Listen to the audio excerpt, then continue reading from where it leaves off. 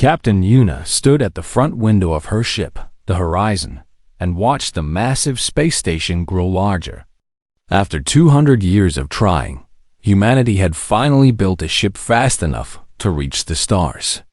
Now, here they were, about to meet the Galactic Assembly, a group of over 4,000 different alien species, who had been traveling through space for millions of years. Yuna had prepared for this moment her entire life. She had studied every signal, every piece of alien communication humanity had ever received. She knew this would be the most important day in human history. "We are ready to dock," said Lieutenant Tan, her communications officer. He was young, barely 30, but he could speak 12 alien languages already. His fingers moved quickly over his controls. "They have given us permission to enter." Dr. Minji, the ship's science officer, stood beside Yuna.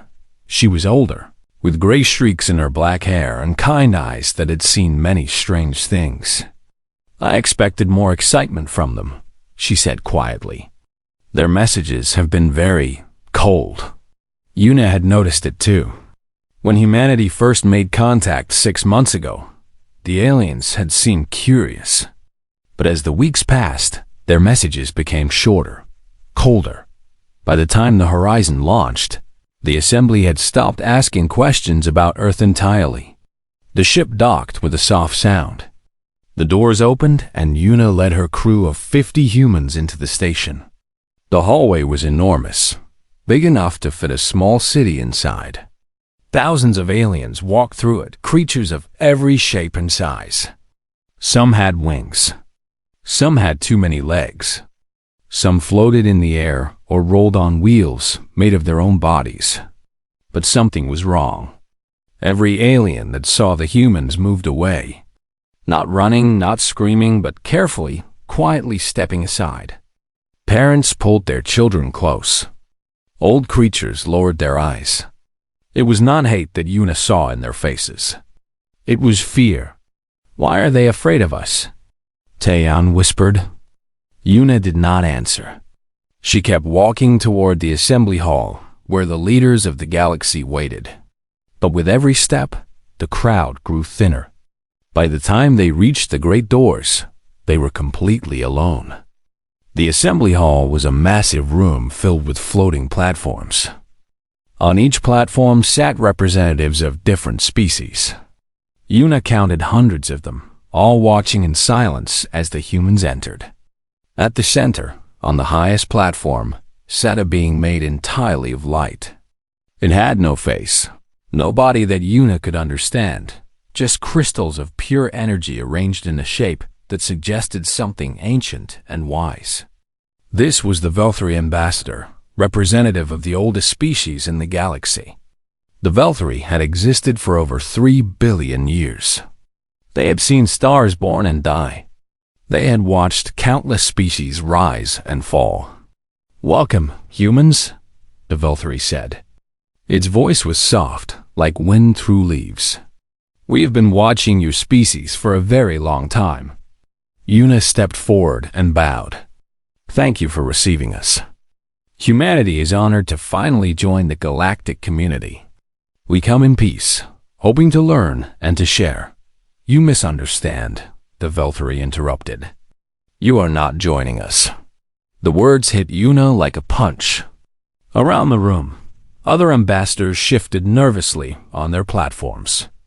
"I don't understand," Yuna said carefully. "We have done everything you asked. We come without weapons. We followed all your rules." "This is not about rules," the Velthari said. "Earth has been placed under permanent observation quarantine. No species may land on your world. No trade will be permitted. Contact will be limited to basic diplomatic channels only." Dr. Minji stepped forward, her scientific mind already working. "Quarantine? Is there a disease? A danger we don't know about?" The Velthari's light flickered something like a shiver. Yuna realized. "There is no disease. Then why?" Yuna demanded. Her voice echoed through the silent hall. "We have traveled so far. We have worked so hard to reach you. Why are you shutting us out?" For a long moment, the Valkyrie did not answer. When it spoke again, its voice was barely a whisper. "You are not alone on that world. You never have been. We will not speak of what shares your cradle." The words made no sense. Yuna looked at Taeyeon, who shook his head in confusion. Dr. Minji was already checking her tablet, scanning through all the data they had about Earth. "There's nothing else on Earth," Minji said. "We have mapped every inch of our planet. Every species, every ecosystem. There are only humans and normal Earth life." "You see what you are able to see," the Valkyrie replied. "You do not see what you are not meant to see." Another ambassador spoke up, a creature that looked like a giant insect with kind eyes. "Please understand, humans. We do not hate you. Many of us find your species fascinating. Your art, your music, your strange and beautiful emotions. We have studied them for centuries. Then, why treat us like this?" Yuna asked. The insect ambassador looked down. "Because we are afraid. Not of you. Of what lives beside you. Of what has always lived beside you." Yuna felt anger rising in her chest. "This is madness. You're punishing us for something we can't even see? Something you won't even explain?" The Valkyrie's light dimmed. "We have explained all we can. To speak more would be dangerous for us, and perhaps for you as well. Your species has survived this long because you do not see them. Perhaps it is better to keep it that way." The meeting ended shortly after. The humans were escorted back to their ship, given supplies and fuel, and told to leave. No one would answer their questions. No one would even look at them. That night, as the horizon drifted away from the station, Taeyeon sat alone at his communication console. He was scanning through alien frequencies, looking for anything that might explain what had happened. Then he found it. A fragment of a conversation between two Valkyrie elders. Most of it was corrupted, impossible to translate.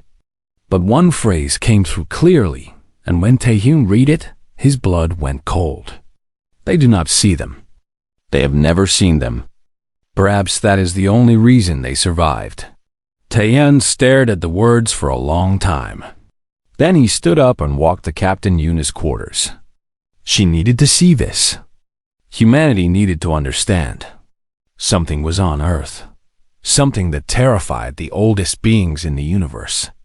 And somehow, impossibly, humans had never noticed it was there. 3 months had passed since the Assembly turned humanity away. Captain Yuna had refused to go home. Instead, she had taken the horizon across the galaxy, searching for answers. The trail led them to Kef 7, a small neutral world where the galaxy's oldest records were kept. The planet was covered in libraries, massive stone buildings that held the history of every known species. A young human historian named Suho met them at the landing pad. He had been stationed on Kef 7 for 5 years, studying alien history. When Yuna told him what they were looking for, his face went pale. Every record about Earth older than 2.8 billion years has been sealed, Suho said as he led them through dusty hallways. I tried to access them once. The system rejected me. It said the files were classified at the highest level Valkyrie authority only. Someone doesn't want us knowing our own history. Dr. Minji muttered. There was one other person who had come with them on this journey. An old woman named Hai-Jin, nearly 90 years old, who had insisted on joining the mission. She walked slowly, using a cane, but her eyes were sharp and clear. Yuna had not wanted to bring her. But Hai-Jin had said something that stuck in her mind. My grandmother's grandmother knew the old truth. The stories have been passed down for generations. You need me. Now Hai-Jin walked through the ancient library, touching the walls with her wrinkled fingers. They fear what they cannot control, she said softly. But fear does not erase truth. It only hides it. Suho led them to a restricted section. Using codes he had spent years collecting, he opened a sealed door. Inside was a single pedestal holding a glowing crystal. "This is the only surviving fragment I could find," Suho said. "It's a recording from a Velthari warning beacon." The beacon was placed in Earth's solar system billions of years ago. Taeyin connected his translation device to the crystal. The room filled with a voice beyond imagination, speaking words that had waited eons to be heard. "Nursery world. Do not wake the shepherds." Everyone stood in silence. The message repeated 3 times, then went quiet. "Shepherds," Minji whispered. "What does that mean?" "Shepherds of what?" Haijin smiled sadly. "In Korea, we have old stories. The Dokebi spirits who played tricks but sometimes helped humans. The Yumho fox spirits who lived for thousands of years. The Sansan mountain gods who watched over villages." She paused. "My grandmother told me these were not just stories. She said they were memories. Memories of beings who lived beside us but stepped sideways when humans became too many." Yuna frowned. "You're saying folklore is real?" "I'm saying every culture on Earth has the same stories," Haijin replied. "Spirits, gods, beings who helped or hurt but were never quite seen. Every continent, every tribe, every civilization, they all remember something watching over them." She tapped her cane on the floor. "Maybe they didn't imagine it. Maybe they just forgot how to see." Dr. Minji had been working on her tablet. Now she looked up with an expression of shock. "I just ran new scans of Earth using Velthari sensor technology we traded for." "And?" Yuna asked. "Normal scans show nothing unusual. But when I adjusted for dimensions that humans cannot perceive." She turned her tablet around. The screen showed Earth, beautiful and blue. But overlaid on it were billions of light signatures, like a second population living in the same space, but not quite touching. "There are as many of them as there are of us," Minji breathed. "Maybe more, living right beside us. In the same cities, the same homes. We just can't see them." Taeyin sat down heavily. "We've never been alone. Not for a single moment in human history."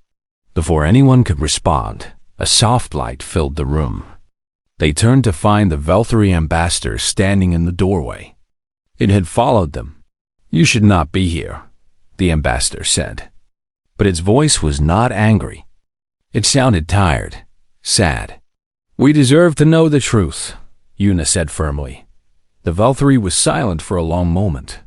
Then it drifted into the room, its crystalline form casting strange shadows on the walls.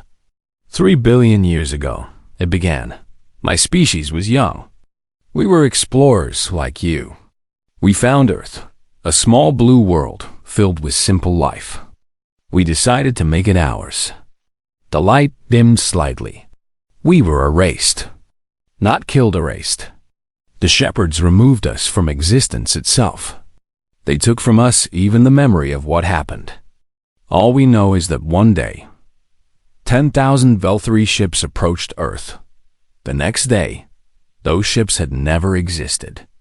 The crews had never been born. Their families could not remember them because there was nothing to remember." Yuna felt cold. "They can change reality?" "They are reality," the Velthari said. "They existed before the first stars. They will exist after the last stars die. Your planet is their garden. You are their favorite flowers. And they do not like it when others touch their garden. Why don't they hurt us?"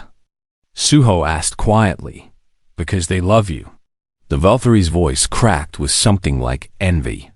"We have watched humanity for millions of years. You built cities while they watched. You created art while they listened. You fell in love, fought wars, dreamed of the stars, all while sleeping in the palm of something infinite. They could have controlled you, shaped you, made you into anything they wanted. But they didn't. They let you grow wild and free." A transmission alert interrupted them. Minji checked her device and went pale. "It's from Earth," she said. "Something is happening. Children all over the world are reporting. New friends. Friends that adults cannot see." The Valkyrie stepped back, its light flickering rapidly. "They are waking. After billions of years, they are waking. Because of us. Because we drew attention to Earth." Yuna grabbed her crew. "We're going home, now." As they ran to their ship, Haijin walked slowly behind them, a small smile on her old face. "I told you," she said to no one in particular. "My grandmother's grandmother knew the truth. The old gods never left. They were just waiting." The horizon raced toward Earth at maximum speed. But by the time they arrived, the world had already changed. Reports flooded every news channel. Children under the age of 10 were talking to invisible friends, but these were not imaginary companions. The children described the same beings in the same detail, across every country on the planet. Tall figures made of soft light. Gentle voices that felt like warm blankets. Hands that were not hands, holding them when they were afraid. Director Jiwoo of Earth's Global Defense Initiative sat in her office in Seoul, watching the chaos unfold on dozens of screens. She was a practical woman 53 years old, who had spent her career preparing for alien threats. But nothing had prepared her for this. "We've deployed scanners to every major city," her assistant reported. "The children are definitely interacting with something. Energy readings spike whenever they claim to be talking to the entities. But we can't see them. We can't photograph them. We can't record them." Jiwoo rubbed her temples. "What about weapons? Can we target these energy signatures?" "That's the strange thing, Director. Our weapons won't lock onto them. It's not that the systems fail. They just refuse to recognize the targets exist. It's like reality itself won't let us aim at them." In a small apartment in Bizen, an 8-year-old girl named Dayan sat cross-legged on her bed. Her mother stood in the doorway, watching with worried eyes. "Who are you talking to, my love?" her mother asked gently. Dayan smiled. "The tall, quiet ones. They've always been here, Mama. They watched over me when I was a baby. They sang to me when I had bad dreams." She tilted her head, listening to something only she could hear. "They say they're sorry for hiding. They say the stars are watching now, so they had to wake up." Her mother knelt beside her. "Dan, there's no one there." "I know you can't see them," Dan said patiently, the way children explain obvious things to adults. "They say grown-ups forgot how. But that's okay. They still love you anyway." Captain Yuna's ship landed in Seoul 3 days later. She went straight to Director Ji-woo's office, bringing Dr. Minji and Grandmother Haejin with her. Tae stayed behind, working to establish communication with any entity willing to talk. "The entire galaxy is terrified of these things," Ji-woo said after Yuna explained everything. "And you're telling me they've been on Earth the whole time? Living in our homes? Watching our families?" "Protecting," Haejin corrected softly. "Not watching, protecting." "We can't be sure of that," Ji-woo snapped. "For all we know, they've been farming us like cattle." An alert sounded. One of Ji-woo's officers rushed in. "Director, we have something. A child in Bizenshi says the entities want to speak with us." Through her. An hour later, Yuna stood in the small apartment in Bizen, facing little Dan. The girl sat calmly, her eyes unfocused, looking at something beyond the visible world. "They're happy you came," Dan said. Her voice was still her own, but her words felt older, deeper. "They've been waiting a long time to explain." Yuna knelt to meet the girl's eyes. "Who are they? What do they want?" Dan was quiet for a moment, listening. Then she spoke, and her voice carried echoes of something vast. "We are the shepherds. We have existed since before your son was born. When life first appeared on Earth, we chose to stay. To guide. To protect. Protect us from what? Minji asked. From yourselves. From the cold universe. From the extinctions that nearly ended everything. Dan smiled gently. 5 times, life on Earth almost disappeared completely. 5 times, we held it back from the edge. We guided evolution. We whispered ideas into sleeping minds. We made sure humanity had the chance to exist. Jiwoo stepped forward, her face hard. Why hide? If you wanted to help, why not show yourselves? Dan turned to her, and for a moment, Jiwoo saw something behind the child's eyes, something so vast it made her legs weak. Because you needed to believe you were alone, the voice said. A watched seed does not grow true. We wanted you to become yourselves, not what you thought we wanted you to be. So we stepped sideways. We watched from the spaces between moments. We loved you from a distance you could not imagine. The Volturi, Yuna said. They told us what you did to them. You erased them from existence. For the first time, the presence seemed sad. They came to take, to own, to destroy what we had nurtured for billions of years. We did what we had to do. We are not proud of it.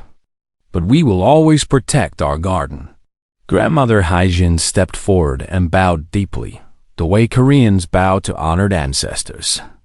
My grandmother's grandmother remembered you, she said. She called you the old ones who watch. She said you were kind. Dan's face softened. We remember her too. She left us offerings of rice and flowers. She was one of the last who could almost see us. The presence paused. We have missed being seen. Why wake up now? Yuna asked. After all this time? The answer came heavy with ancient worry. Because something else is waking too. Something beyond the edges of your galaxy. Something that eats realities and leaves nothing behind. We have held it back for eons, but we are growing tired. We protected you from the galaxy. Now we need your help to protect the galaxy from what comes from the spaces between. The room fell silent. Outside, across the world, other children were having similar conversations. The shepherds were reaching out everywhere, speaking through the only humans who could still hear them. What can we possibly do? Jiwoo whispered. You're beings of infinite power. We're just humans. Dan reached out and took Jiwoo's hand.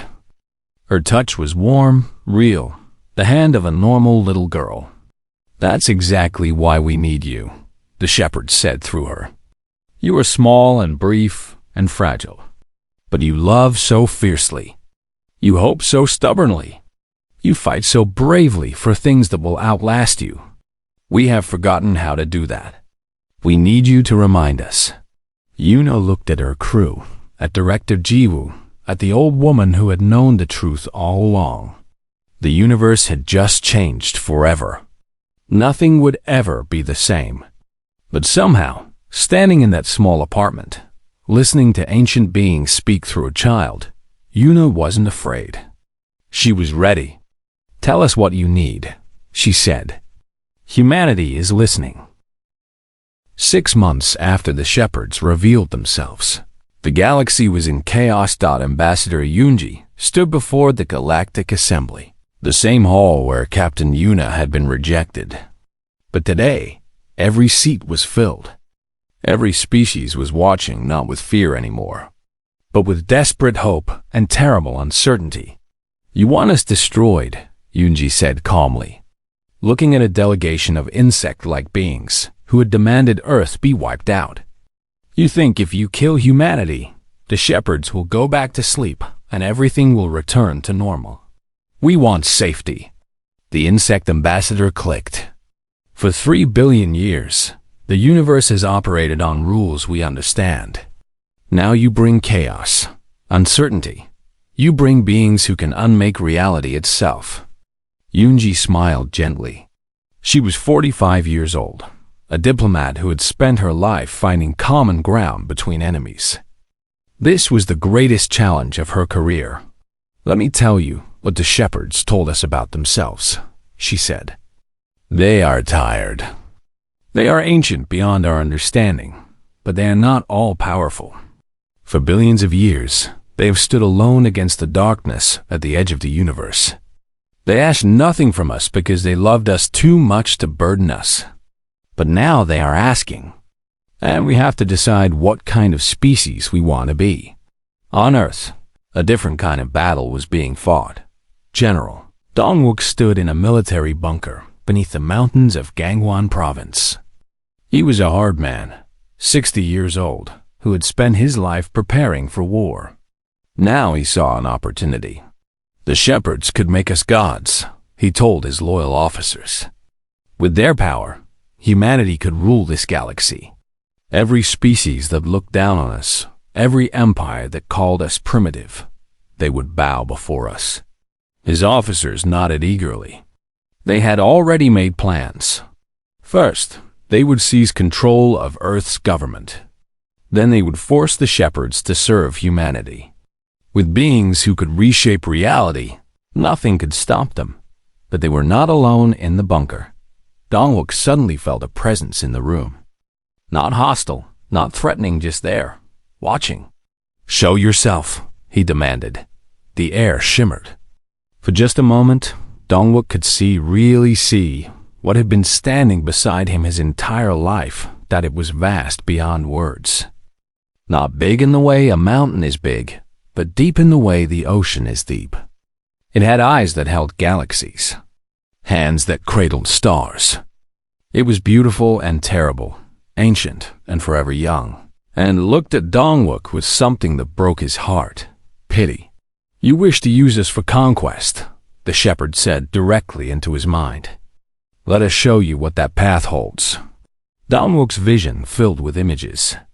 He saw timelines where humanity chose power over wisdom. He saw Earth burning as other species united against the tyrant world. He saw human children growing up in fear of their own leaders. He saw the shepherds, heartbroken, withdrawing their love forever because the species they nurtured had become everything they hoped it would never be. In every timeline, it ended the same way: ash, silence, nothing. When the vision ended, Dongwook was on his knees, tears streaming down his face. "We have watched you since you were born," the shepherd said gently.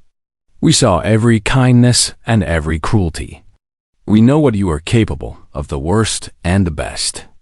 We did not protect you for billions of years so you could become destroyers. We protected you so you could become what we always believed you could be: good." Dongwook's officers stood frozen, experiencing their own visions. One by one, they dropped their weapons. The coup ended before it began. Far away, in a laboratory in Daejeon, a scientist named Hanyul achieved something no human had ever done. She had spent months studying the shepherd's communication patterns. She had combined human technology with alien sensors, added ancient meditation techniques that Grandmother Haijin taught her, and finally found a way to shift her perception just enough. Now she sat in her lab, breathing slowly, and opened her eyes to the true world. The shepherd standing before her was beyond anything she could have imagined. It was a mountain made of kindness, a storm that remembered her name. It bent light around itself, yet moved with the gentleness of someone afraid to wake a sleeping baby. "You are beautiful," Hanyul whispered. The shepherd reached out with something like a hand and touched her cheek with something like love. "So are you," it replied. "All of you. That is why we stayed. That is why we could never leave." Hanyul asked the question that mattered most. "What is the hollow? What are we facing?" The shepherd showed her. The hollow were entities from between dimensions, not evil, not good, simply hungry in a way nothing else was hungry. They consumed realities the way fire consumed wood. They had no hate, no anger. They simply ate. And they were coming. "We have held them back for eons," the shepherd said. "But we are few, and they are endless. We need partners. We need hope. We need someone to remind us why we fight. Ambassador Yunji finished her speech to the Galactic Assembly with words that would be remembered forever. You feared what lived beside us. But here's the truth. We raised cities, fought wars, fell in love, and wrote poetry while sleeping in the palm of something infinite. We never knew they were there, but they kept us safe anyway. They asked for nothing. They expected nothing. They simply loved us. That is not weakness. That is trust. The deepest trust in the universe. And now we offer that trust to you. Not as conquerors. Not as pets of ancient gods. As partners. As family. As beings who know what it means to be protected and want to offer that protection to others. The assembly was silent. Then, slowly, the Volturi ambassador, the same one who had turned humanity away, rose from its platform. 3 billion years ago, we called humans a nursery species. We were wrong. Its crystal light flickered with something like tears. You are not children. You are teachers. You teach the oldest beings in the universe how to hope again. That night, the shepherds did something they had never done before. They reached out to every human mind simultaneously, not controlling, not demanding. Simply asking. A single question appeared in the thoughts of every person on Earth. From newborn babies to dying elders, will you stand with us? The answer came back overwhelming. Across every nation, every culture, every language, yes, 97.3% of humanity chose to stand Dot in her small apartment in Bizen. Dayan held her mother's hand and smiled. They're not scared anymore, she said. The tall, quiet ones. For the first time in billions of years, they're not alone. Humanity had made its choice. Now came the hard part, living up to it. 10 years had passed since humanity and the shepherds joined hands. Admiral Yuna stood on the bridge of her flagship, the Eternal Hope, watching 3 stars burn where there should have been 5. The battle had cost them dearly. 2 star systems lost to the Hollow. Billions of alien lives gone in an instant. But they had won. For the first time in recorded history, the Hollow had been pushed back. The enemy is retreating, Lieutenant Commander Tae-hun reported. He was older now, gray at his temples, but his eyes still held the same curiosity that had driven him to decode that first Veltri message so long ago. All sectors report victory. Yuna allowed herself a small smile. Victory. Such a simple word for something so impossible. The battle against the Hollow had been unlike anything the galaxy had ever seen. The creatures had poured through rifts in space like water through broken glass, endless, mindless, consuming everything they touched. 3 star systems had fallen before the combined forces could organize a defense. But then the shepherds had arrived. They moved through the void like thoughts given form. They bent reality around the Hollow, creating walls of pure existence that the creatures could not consume. They sang songs in frequencies that made dimensions vibrate, pushing the enemy back inch by impossible inch. But the shepherds alone had not been enough. They had power beyond imagination, but they had fought alone for so long that they had forgotten how to fight with others. They had become defenders, not warriors. Guardians, not generals. That was where humanity came in. Human ships darted between the shepherds, providing tactical information, coordinating attacks, protecting refugees from worlds that were being eaten. Humans could not match the shepherds' power, but they could do something the ancient beings had lost the ability to do: adapt, improvise, fight with creativity and chaos. And more importantly, humans could remind the shepherds why they were fighting. In the darkest moment of the battle, when 3 shepherds actually fell, beings who had existed since before stars, a human pilot named Sujin had flown her small ship directly into a hollow rift. Her weapons were useless. Her shields were failing. But she broadcast one message as she disappeared into the consuming darkness. Tell my daughter I love her. Tell her I chose this. Tell her we choose this because it matters. The remaining shepherds had felt that message. They had felt a small, fragile being choosing to sacrifice everything for something bigger than herself. And something that had been sleeping inside them for billions of years woke up. Not just duty, not just guardianship, rage, love, the fierce, burning need to protect what matters. They had destroyed the rift with a scream of pure existence. The Hollow had retreated. The battle was won. Now, a month later, Yuna stood on her bridge and remembered all the ones who had not made it. Sujin, the crews of 1,000 ships. The civilians on worlds they could not save. The price had been terrible, but they had paid it. Together, a soft light filled the bridge. Yuna turned to find a shepherd beside her, not invisible anymore. Not hidden, but present and seen, the way the ancient beings had learned to be since the Alliance began. You are troubled, the shepherd said. It spoke directly to her mind, but Yuna had grown used to that. I'm thinking about what comes next, she replied. The Hollow will return. They always return. Yes, but next time we will be ready. Because of you. Yuna shook her head. We didn't do anything special. We just fought. The shepherd made a sound like gentle laughter. You do not understand what you gave us. For billions of years, we protected Earth because we loved what lived there. But we had forgotten why we loved it.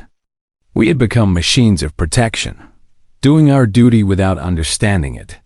You reminded us of joy, of purpose, of meaning.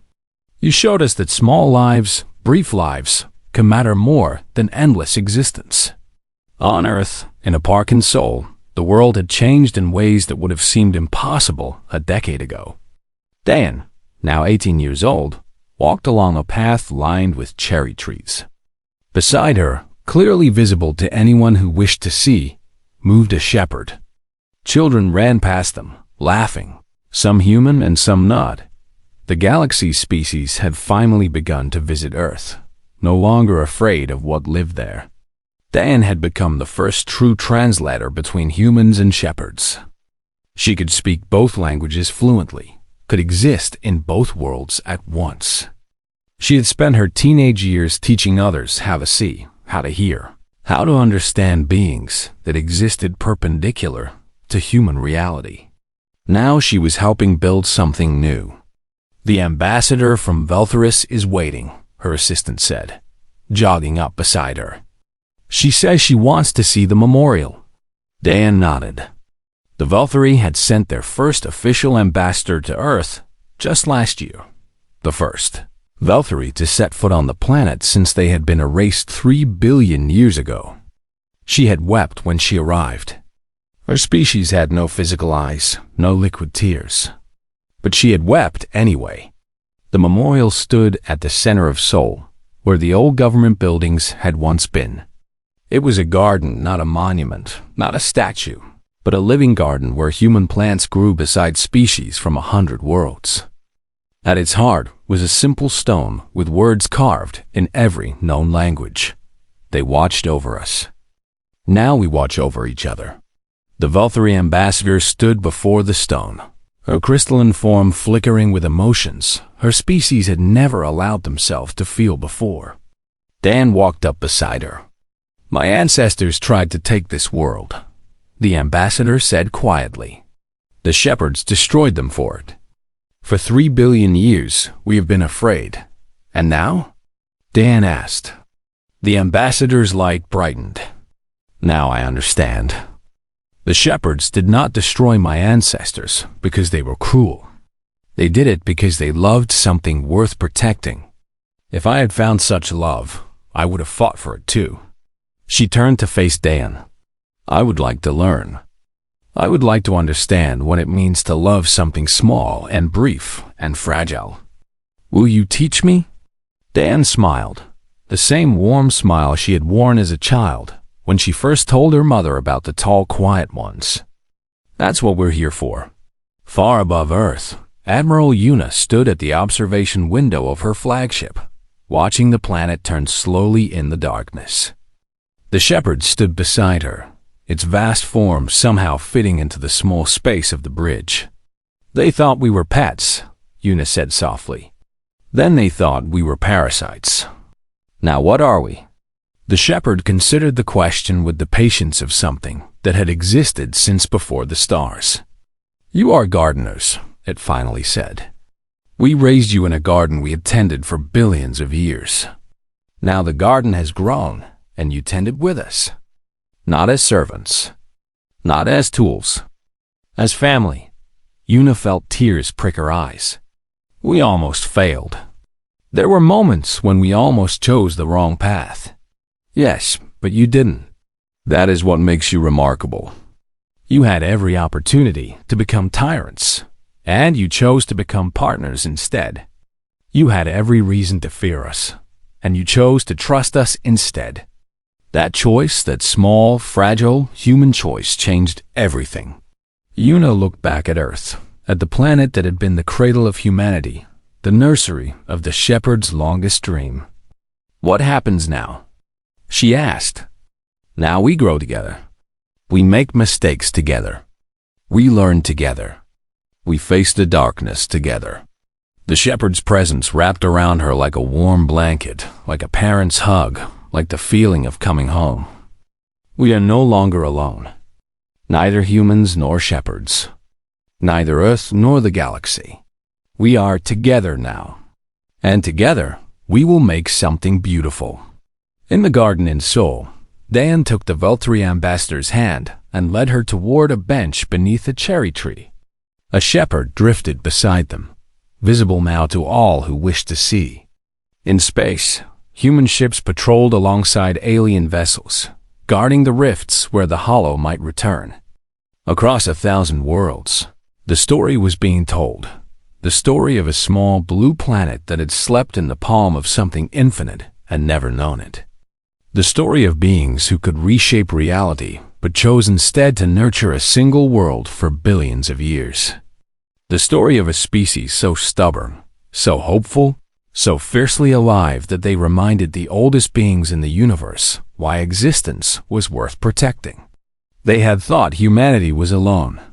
They had been wrong. And in the end, that was the best thing that had ever happened to anyone. Dan looked up at the stars and smiled. Somewhere out there, her mother was watching. Grandmother Hai-Jin was watching. All the ones who had believed before believing was easy. Thank you, she whispered to the shepherd beside her. For staying. For waiting. For loving us.